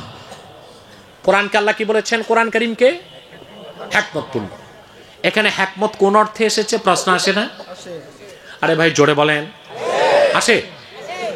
আল্লাহ পাক কোরআন কারীমে 4টি বিষয়কে হিকমত বলেছেন। প্রথম ইলম, ইলমকে আল্লাহ হিকমত বলেছেন। আল্লাহ বলেন ওয়ামাই ইউতাল হিকমাতা ফাকাদ উতিয়া খায়রান কাসীরা। যাকে হিকমত দেওয়া হয়েছে তার মানে ইলম, সে দুনিয়া আখিরাতের সবচেয়ে বড় কল্যাণ পেয়েছে। ইলমকে আল্লাহ কি বলেছেন? বলেন। আল্লাহ তাআলা রাসূলুল্লাহর সুন্নাতকে বলেছেন হিকমা। আল্লাহ পাক বলেন আরসালনা ফীকুম রাসূলাম মিনকুম ইয়াতলু আলাইকুম আয়াতিনা ওয়া ইউযাক্কিকুম ওয়া ইউআল্লিমুকুমুল কিতাবা ওয়াল হিকমাহ ওয়া ইউআল্লিমুকুম মা লাম তাকুনু তা'লামুন। আমি তোমাদের মধ্য থেকে আমার রাসূল মুহাম্মদ সাল্লাল্লাহু আলাইহি সাল্লামকে প্রেরণ করেছি, যিনি তোমাদেরকে আমার কোরআনের আয়াত তেলাওয়াত করে শোনাবেন, তোমাদের আত্মার পরিশুদ্ধির ব্যবস্থা দিবেন এবং হিকমত শিখাবেন। এই হিকমতের ব্যাখ্যায় ইমাম শাফি তাফসীর করেছেন ইয়ানি সুন্নাতাহু, রাসূলুল্লাহ কোরআন শিখাবেন, হিকমত শিখাবেন, তার মানে সুন্নত শিখাবেন। তাহলে রাসূলুল্লাহর সুন্নতকে আল্লাহ কি বলেছেন? জোরে বলতে হবে, হিকমত। 3, আল্লাহ পাক কোরআন কারীমে বলেন উদউ ইলা সাবিলি রাব্বিকা বিল হিকমাতি ওয়াল মাউইযাতিল হাসানা ওয়াজাদিলহুম বিল্লাতী হিয়া আহসান। মুহাম্মদ সাল্লাল্লাহু আলাইহি সাল্লাম, আপনি আপনার রবের পথে মানুষকে দাওয়াত দিন হিকমত দিয়ে। কি দিয়ে? আমরা একটু আগে দেখলাম এলেম অর্থ হিকমত, হিকমত অর্থ ইলম, হিকমত অর্থ সুন্নাহ। এখানে হিকমত অর্থ কি? আমাদের বাংলাদেশে আমরা সুবিধাবাদী পীরমা শেখ বক্তার একটা অর্থ বের করছি, হিকমত অর্থ কৌশল। অর্থাৎ আল্লাহ বলছেন কৌশলে ওয়াজ করো, চাকরি বাঁচাও, পিঠ বাঁচাও। এটা হিকমতের অর্থ নাকি? চাকরি বাঁচাও, পিঠ বাঁচাও না, এখানে হিকমত অর্থ কৌশল না, পিঠ বাঁচানো না, চাকরি বাঁচানো না। ইমাম রাজি তাফসীর কবিরে ব্যাখ্যা করেছেন এইখানে এই আয়াতের হিকমত অর্থ তিনি করেছেন লা রাইবা আন্নাল হিকমাতা হিয়াল হুজ্জা। এখানে হিকমত অর্থ হুজ্জাত, ডকুমেন্টস, দলিল। তার মানে মুহাম্মদ সাল্লাল্লাহু আলাইহি সাল্লামের উম্মত দ্বীনের দাওয়াত দিবে দলিল ভিত্তিক ডকুমেন্টের সাথে, হুজ্জাত দিয়ে, যুক্তি দিয়ে, তর্ক দিয়ে বুঝায় দিবে, কিন্তু চুপ থাকবে না। পিঠ বাঁচানোর নাম হিকমত নয়, চাকরি বাঁচাবার নাম হিকমত নয়। ঠিক কিনা? আজ তো আমরা তাই করছি। আমার দেশে ইমাম সাহেব কথা বলতে পারে, মসজিদের মেম্বরে এতিমের মতো বসে থাকে। তার সবচেয়ে বড় কারণ কমিটিতে সভাপতি সুদখোর, সেক্রেটারি ঘুষখোর। ঠিক কিনা? ইমাম সাহেব এতিমের মতো বসে থাকে, কিছু বলতে পারে না। আচ্ছা, আপনারা একটা কথা বলি, রাগ যদি না করেন, কোন মসজিদ কমিটির সভাপতি চোর হইছে দেখছেন? ডাকাত, ডাকাত। আরে মিয়া, চোর মানে বড় অফিসার বলতেছি না, গরু চোর সভাপতি হয়?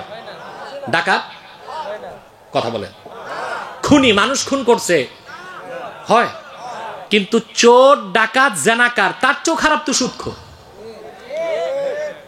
তো তাকে আপনারা সভাপতি বানান, সেক্রেটারি বানান, কথা বলেন, বানান কিনা?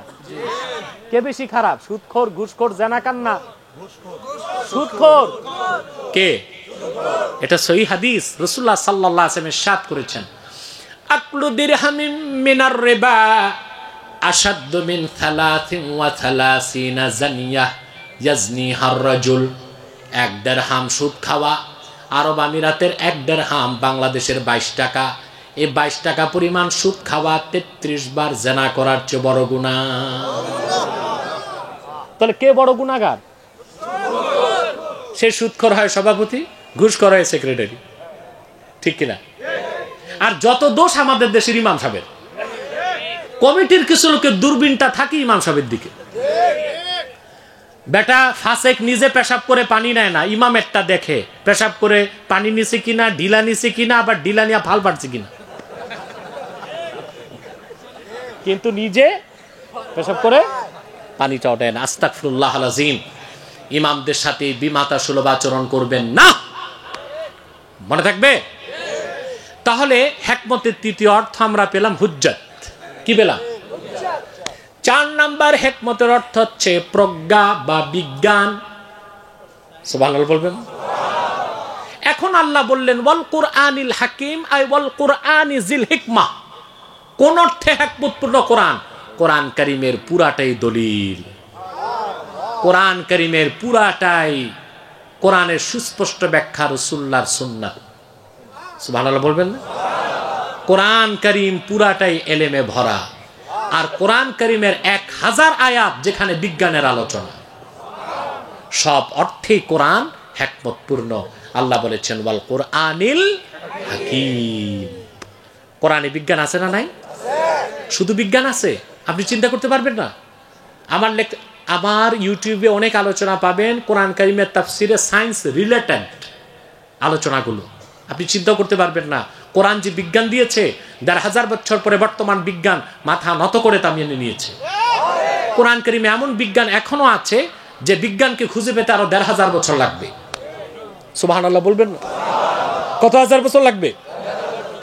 বরং আমি বলি বর্তমান বিজ্ঞান প্রযুক্তি যেখানে যে শেষ, আল্লাহ তাআলা সৃষ্ট ক্ষুদ্র ইতর প্রাণীর প্রযুক্তি সেখানে শুরু। বাবুই পাখি ঘর বানায় দেখছেন? কথা বলেন। তাল গাছে ঘর বানায় সুনিপুণ দক্ষতায়। আশ্চর্য হবেন, তার এন্ট্রি নিচে, এক্সিট উপরে। সারা রাত ঘুমায়, বাবুই পাখি পড়ে যায় না, তার ডিমটাও ভেঙ্গে চুরমার হয় না। সুবহান। যত ইঞ্জিনিয়ার বিশ্ববিদ্যালয় আছে বাংলাদেশে, বুয়েট, চুয়েট, রুয়েট, ডুয়েট, এই সবগুলো ইঞ্জিনিয়ারের মাথা এক করলো বাবুই পাখির ঘরের মতো একটা ঘর বানাতে পারবে? জোরে বলেন। শীতকালে সাইবেরিয়া থেকে পাখি আসে বাংলাদেশ, দেখছেন না? বাংলাদেশের মিঠা পানির মাছ ওদের বড়। আপনার যেমন রসগোল্লা পছন্দ করেন, সাইবেরিয়ার পাখি বাংলাদেশের মিঠা পানির মাছ ওই রকম পছন্দ করে। ওদের আনার জন্য সরকার প্লেন পাঠায় না নিজেরাই প্লেন? দেখেন তো, বিজ্ঞান এত মেহনত করে প্লেন তৈরি করে। এই যে এখন বাংলাদেশ সরকার কয়েকটা প্লেন কিনেছে, আমাদের গর্ব লাগে। Dream liner. আগে বিদেশ গেলে আমরা লজ্জা পেতাম, আমাদের প্লেন নাই, যাও আছে 2-4টা চাকা নাই, ডান্ডা ভাঙ্গা। শুনছি বৃষ্টি আসলে পানিও পড়তো টপাটপ। এখন নতুন নতুন প্লেন আছে বাংলাদেশে, আলহামদুলিল্লাহ বলে। এর মধ্যে কয়েকটা হলো ড্রিম লাইনার, সর্বাধুনিক 7th জেনারেশনের প্লেন। তবে দাম কত জানেন? একটার দাম 1400 কোটি টাকা। এই প্লেন, এটা পাইলট, কো পাইলট, ক্যাপ্টেন মিলে 4 জন, ক্যাবিন ক্রু 20 জন। এয়ারপোর্টের টারমাক থেকে রাডার তাকে অনুমতি দিলে ট্যাক্সি ওয়েতে যে রানওয়েতে দাঁড়ায়। এটিসি এয়ার ট্রাফিক কন্ট্রোল তাকে অনুমতি দিলে আকাশে উড়ে। আছে তার কাছে জিপিআরএস, রাডার, অত্যাধুনিক প্রযুক্তি। এই ড্রিম লাইনারে যে ক্যামেরা আছে, 600 কিলোমিটার দূরে ঝড় তুফান দেখতে পায় ওরা। এত প্রযুক্তি, এত কিছু নিয়ে আকাশে উড়ে। বাংলাদেশ থেকে অস্ট্রেলিয়া যাবে, প্রতিটা দেশের এয়ার ট্রাফিক কন্ট্রোল থেকে যোগাযোগ করে করে সে যায়। অস্ট্রেলিয়াতে যে দেখলো প্রচন্ড কুয়াশা, লো ভিজিবিলিটিতে প্লেন আর নামতে পারবে না, বিজ্ঞান ফেল, নামার সুযোগ। তাকায় দেখুন মুসলমান, সেই সাইবেরিয়ার পাখি অক্সফোর্ডে পড়ে নাই, ক্যামব্রিজে পড়ে নাই, তার কাছে দ্রাঘিমাংশ নাই, অক্ষাংশ নাই, রাডার নাই, জিপিআরএস নাই, ক্ষুদ্র একটা মাথা তার। আল্লাহর হুকুমে সে তার দেশ থেকে আকাশে উড়াল দেয়। ঝঞ্ঝা বিক্ষুব্ধ আকাশ বাতাস পাড়ি দিয়ে বাংলাদেশে এসে কয়েক মাস মিঠা পানির মাছ খেয়ে উদর পূর্তি করে তার দেশে ফিরে যায়। কি কুয়াশা, কি তুফান, কি বাতাস, তার পথঘাট ভুল হয় না। বিজ্ঞান প্রযুক্তি যেখানে শেষ, একটা ইতর প্রাণীর প্রযুক্তি সেখানে শুরু। সেই বিজ্ঞান কোরআনের সামনে দাঁড়াতে পারবে? এই জন্য বিজ্ঞান দিয়ে কোরআনকে যাচাই করা যাবে না, কোরআন দিয়ে বিজ্ঞানকে যাচাই করতে হবে। আল্লাহ পাক বলেছেন ওয়াল কোরআনিল হাকিম, হিকমতপূর্ণ কোরআনের কসম। 4টা অর্থেই কোরআন হাকিম। দলিল হিসেবে সুবহানাল্লাহ, ইলম হিসেবে, কোরআনের ব্যাখ্যা সুন্নাত সেই হিসেবে, এবং প্রজ্ঞা বিজ্ঞান হিসেবে। বলেন সুবহান। চতুর্থ আয়াতে আল্লাহ পাক বলেন আলা সিরাতিম মুস্তাকিম। মুহাম্মদ সাল্লাল্লাহু আলাইহি সাল্লাম, আমি আমার কোরআনের কসম করে আমি আল্লাহ সাক্ষী দিচ্ছি, নিশ্চয় আপনি মুহাম্মদ আমার রাসূল সাল্লাল্লাহু আলাইহি ওয়াসাল্লাম। নিশ্চয় আপনি মুরসালিনগণের একজন, শুধু একজন নন, আপনি সকল মুরসালিনের নবী। সুবহানাল্লাহ বলবেন না? রাসূল করিম মুহাম্মদ সাল্লাল্লাহু আলাইহি ওয়াসাল্লাম, ইন্নাকা লামিনাল মুরসালিন, আপনি রসুলগণের একজন, শুধু তাই নয়, সকল রসুলগণের রসুল। আলা সিরাতিম মুস্তাকিম, আল্লাহ প্রদত্ত, আল্লাহ প্রদর্শিত সহজ সরল পথের উপর প্রতিষ্ঠিত। অর্থাৎ আপনি মুহাম্মদ সাল্লাল্লাহু আলাইহি সাল্লাম যে পথ, যে মত মানব জাতিকে দেখিয়েছেন, যা শুরু কোরআন, শেষ জান্নাত, সে একটাই সিরাতে মুস্তাকিম, ওটা দিন ইসলাম। ঠিক কিনা বলে? ঠিক কিনা বলে? সেই সিরাতে মুস্তাকিম ইসলামে আমরা থাকতে চাই। ঠিক কিনা বলে? ইসলামের ক্ষেত্রে কোনো ভাগ নাই। মাসলাকে ভাগ ভাগ আছে। মাসলাকে কি আছে? ভাগ ভাগ আছে। কারো টুপি গোল, কারো লম্বা, কালো কালো, কারো সাদা, আমারটা সবুজ। ঠিক কিনা? এটা আমার পছন্দ। ঠিক কিনা? সবুজ সাদা আমার পছন্দ, আমার প্রিয়, তাই বলি কি আমি চাপিয়ে দিব মুরিদদের উপর? কথা বলেন। আমাদের মাদ্রাসায় গেলে দেখবেন আল্লাহ রহমতে 70 রঙের টুপি, অথচ দাওরায়ে হাদিস মাদ্রাসা আলহামদুলিল্লাহ আমি বাধ্য করি না আমার টুপি পড়তে। কেউ বাটি টুপি পড়তেছে, কেউ লম্বা, কেউ গোল, কেউ 5 করলি, কেউ 7 করলিও আছে। পড়ুক না, টুপি হইলেই তো চলে। এখন আমি যদি বলি না এই টুপি পড়াই যাবে না, আমারটাই পড়তে হবে, চলবে? এটা উচিত? ইসলাম এটা বলছে? তখন যে টুপি পরে নাই বলবে আমি ভালো আছি, আমি টুপি পরি না তাই ভালো আছি। সিরাতে মুস্তাকিম ইসলাম, এর বাইরে যাওয়া যাবে না। আজকে অনেক ইসলামের নাম দিচ্ছে ভিন্ন ভিন্ন, মডারেট ইসলাম, র্যাডিক্যাল ইসলাম। নাউজুবিল্লাহ। ইসলাম ভাগ করা যাবে না। মুহাম্মদ সাল্লাল্লাহু আলাইহি সাল্লাম যা দিয়েছেন 1500 বছর আগে, ওইটাই দিন ইসলাম। ওর বাইরে কোনো মত নাই, কোনো পথ নাই। এই বিশ্বাস যতক্ষণ আপনাদের না থাকবে, আল্লাহর পবিত্র সত্তার কসম, মুসলমান বলে আপনার পরিচয় দেওয়ার অধিকার নাই। ঠিক না? সময় কত দেখো? অনেক রাত হয়ে গেছে, আমি আজকে ক্লান্ত, আমি আর আপনাদের কষ্ট দিচ্ছি না। আল্লাহ পাক যেন কথাগুলোর উপর আমল করার তৌফিক আমাদেরকে দান করেন। আমি আমার সংগঠনের ব্যাপারে দুটো কথা বলে যাচ্ছি। সাদাকাল্লাহুল আযীম ওয়া সাদাকা রাসূলুহুন নবিয়ুল হাবিবুল কারীম ওয়া নাহনু আলা যালিকা মিনাশ শাহিদিন ওয়াশ শাকিরিন ওয়াল হামদুলিল্লাহি রাব্বিল আলামিন। ভদ্রলোকেরা, আপনারা উঠতেছেন কেন? বসেন, কোমরটা সিধা করে বসে যান। আমি সংক্ষেপে আমার প্রিয় সংগঠন, আমার না আমাদের, আমাদের না আপনাদের, তাহরিকে খাতমে নবুয়ত বাংলাদেশের পক্ষ থেকে দুটো কথা বলে যাই।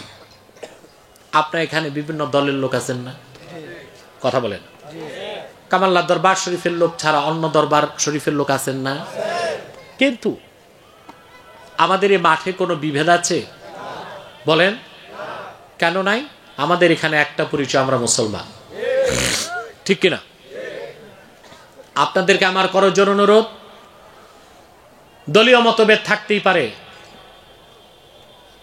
আপনার নিজস্ব মতাদর্শ থাকতে পারে চলার ক্ষেত্রে, দিনের ক্ষেত্রে কোনো মতাদর্শ চলবে না। ঠিক কিনা? আমি আপনাদেরকে বলবো, আল্লাহর দ্বীনের মহান স্বার্থে কিছু বিষয় আছে আমাদের এক হতে হবে। দ্বীনের কিছু মহান স্বার্থে এক হতে হবে। কে কোন পীরের মুরিদ তখন দেখা যাবে না, কে আলিয়া কে কওমি তা দেখা যাবে না, বুঝেন না? কে 10 করলি কে 5 করলি তা দেখা যাবে না। ইসলামের বুনিয়াদগুলোর ক্ষেত্রে আমাদের এক হতে হবে। এটাই হচ্ছে আমার স্লোগানের মূল উদ্দেশ্য, মাসলাক যার যার, ইসলাম সবার। দুটি ইস্যুতে আমাদের এক হতে হবে। এক, খাতমে নবুয়ত আন্দোলনকারীদের দাবি আদায় করতে হবে, খেলাফতকে প্রতিষ্ঠা করতে হবে। ঠিক কিনা? এই ক্ষেত্রে আমাদের এক হতেই হবে। মাসলাক দেখার সুযোগ এইখানে নাই। আমার মাসলাক আমার দরবার শরীফে, আমার মাসলাক আমার নিজের মাহফিলে। ঠিক কিনা? কিন্তু মাসলাক নিয়ে আমরা বিভেদ সৃষ্টি করলে ইসলামের শত্রু যারা, তারা বড় ধরনের একটি ক্ষতি বাংলাদেশের করে দিবে। ইতিমধ্যেই তাদের দৃষ্টি বাংলাদেশের দিকে চলে এসেছে। আপনারা আমার একটা লেকচার দেখবেন, ডক্টর হ্যান্টিংটনের দ্য ক্ল্যাশ অফ সিভিলাইজেশন, এটার ব্যাখ্যা আমি করেছি। বুঝতে পেরেছেন? 90 দশকে doctor Huntington the clash of civilization একটা থিসিস লিখেছে, এত মোটা। বইটা এখন পৃথিবীতে উদাও, আপনারা ইন্টারনেটের PDF থেকে নিতে পারবেন। অনেক মোটা বই, এইরকম। সেখানে সে মুসলিম রাষ্ট্রগুলোকে টার্গেট করেছে। 9 নম্বরে বাংলাদেশকে রেখেছে। কয় নাম্বার? 1 নম্বরে রেখেছিল ইরাককে, সেখানে তারা হামলা করেছে, দেখছেন না? লিবিয়া, আফগানিস্তান, সিরিয়া, চলতে চলতে 9 নম্বরে রেখেছে আমাদের বাংলাদেশকে। তাহলে ইহুদি খ্রিস্টানদের চক্রান্তের দাবার গুটিতে আমরাও পরিণত হতে পারি। সেজন্য আমাদের প্রস্তুতি কতটুকু আছে? আছে না নাই? মরার সময় তো পানিও খেতে পারবেন না, এমন মরা মরবেন। এখন আমাদের দেশে যারা উলামায়ে কেরাম আছেন, বিশেষ করে আমার অনেক সুন্নি ভাই আছেন যারা আমাকে ওহাবি বলতেছে, এখন তাদের চিন্তাটা বাসিরাত নাই, দূরদর্শিতা নাই, দৃষ্টিটা খুব কাছে। আমাদের দৃষ্টিটা দূরে নিতে হবে। বাংলাদেশ যদি টিকাতে পারি, আমার মাসলাক থাকবে, আপনারটাও থাকবে। বাংলাদেশটাই যদি ধ্বংস হয়ে যায়, বিশ্ব মানচিত্র থেকে মুছে দেবার চক্রান্ত করছে ইহুদি খ্রিস্টান, আগ্রাসী সৈন্য। তা প্রতিরোধ করার জন্য নতুন শপথ নিতে হবে আমাদেরকে। ইসলামের সুমহান স্বার্থ রক্ষায়, মুসলমানের ইজ্জত রক্ষায়, লক্ষ লক্ষ মুসলমানের রক্তে অর্জিত স্বাধীন বাংলাদেশের স্বাধীনতা রক্ষায় 47-এর মতো, 52-এর মতো, 71-এর মতো মুসলমানকে আরেকবার রক্ত দেবার প্রস্তুতি নিতে হবে।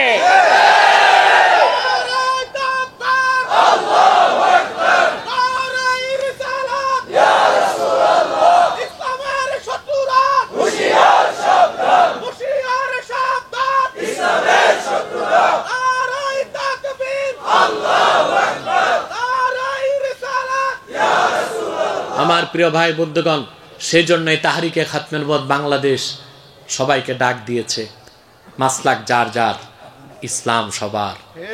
আমি এটা বলি নাই যে মাসলাকগুলোকে বিলুপ্ত করে দেন, থাকবে মাসলাক, তা বিলুপ্ত করার সুযোগও নাই।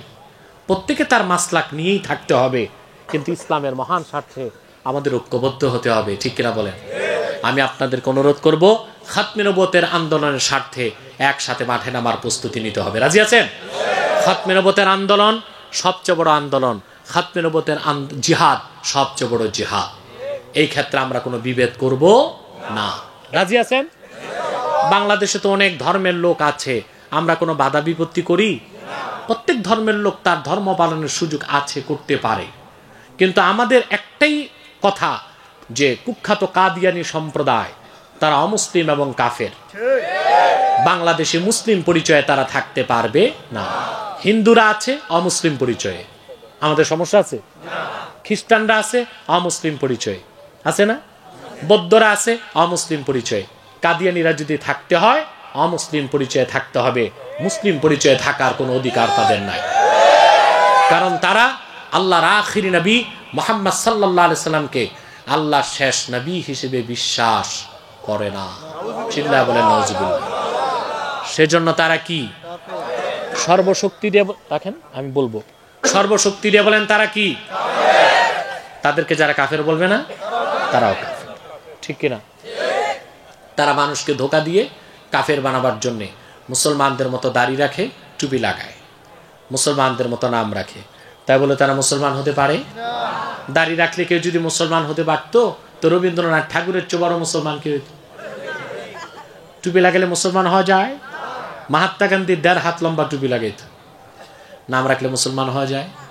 এক শয়তান বোতলে পেশাব করছে, উপরে লেবেল দিছে ঠান্ডা শরবত। এটা হবে ঠান্ডা শরবত?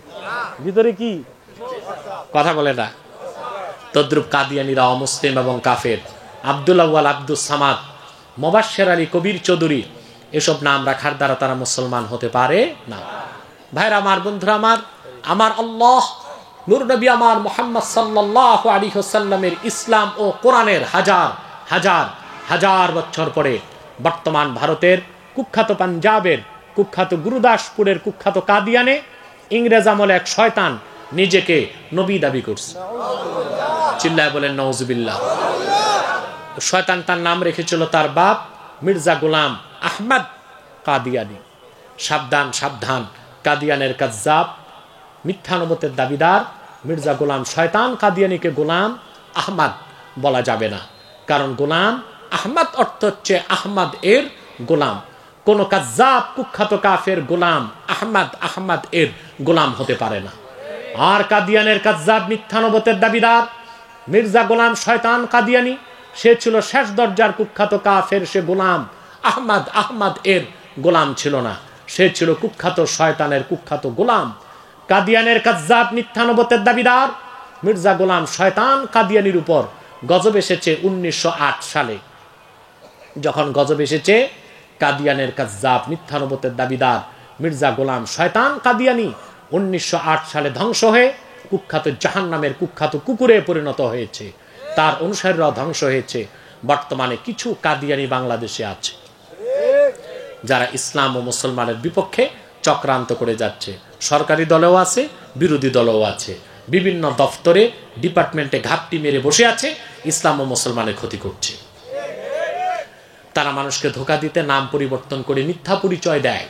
কখনো নিজেদের পরিচয় দেয় আহমদী জামাত, কখনো বলে আহমদিয়া জামাত, কখনো বলে আহমদী সম্প্রদায়, কখনো বলে আহমদিয়া সম্প্রদায়, কখনো বলে আহমদী মুসলিম জামাত, কখনো বলে আহমদিয়া মুসলিম জামাত।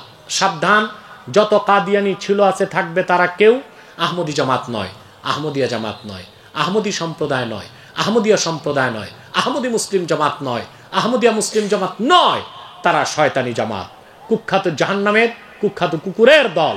আমাদের সকল দলের একটাই দাবি, অনতি বিলম্বে স্বাধীন বাংলায় শয়তান কাদিয়ানীদেরকে রাষ্ট্রীয়ভাবে অমুসলিম ঘোষণা করতেই হবে, করতেই হবে, করতেই হবে। এই দাবি আদায় যদি জানমাল দিতে হয়, কারা কারা প্রস্তুত আছেন হাত তুলে দেন। আল্লাহ পাক আমাদেরকে কবুল করুন, আল্লাহ পাক আমাদেরকে মঞ্জুর করুন। আপনারা তাদেরকে অর্থনৈতিক সহযোগিতা করবেন না, করেন করেন আপনারা। প্রাণ কোম্পানির জিনিস তাদের, সেজানের জুস তাদের, RFL এর পণ্য তাদের, এগুলো ধরবেন না, কিনবেন না, বেচবেন না। ডেলি স্টার, কালের প্রথম আলো, কালের কণ্ঠ, এগুলো তাদের, এগুলো ধরবেন না, কিনবেন না, বেচবেন না। মনে থাকবে? আমি আপনাদের কল্যাণ কামনা করি। আর যে কথাটি আগেও বলেছিলাম, আবারও বলছি, করোনা ভাইরাসের চেয়ে মারাত্মক ভাইরাস হিসেবে আপনাদের রক্তকে দূষিত করে দিচ্ছে বিষাক্ত সুদ। করোনা ভাইরাসের ভ্যাকসিন আছে, সুদের ভ্যাকসিন নাই, ঠিক কিনা? এটার ভ্যাকসিন হলো তাকওয়া। ভ্যাকসিন কি? সুদ থেকে বাঁচবেন, ঘুষ থেকে বাঁচবেন, আর আমার জন্য দোয়া করবেন। আল্লাহ পাক যেন আমাকে আমার মিশন ও ভীষণকে পুরা করার আগে আমার মৃত্যু না দেন।